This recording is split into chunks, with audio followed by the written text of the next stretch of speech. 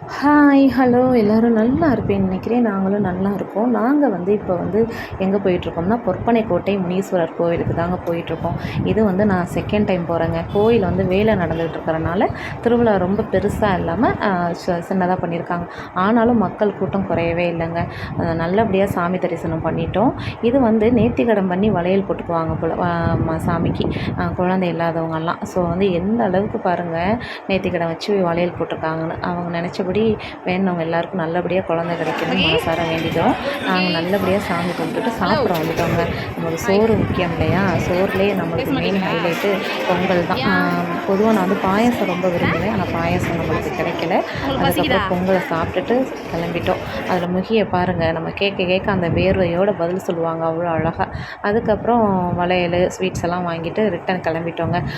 Return கிளம்பும்போது பார்த்தோம்னா ஒரே காடு மழை இந்த மாதிரியாக தான் இருக்குது. பார்க்கவே அவ்வளோ அழகாக கண்கொள்ளாத காட்சியாக இருக்குது.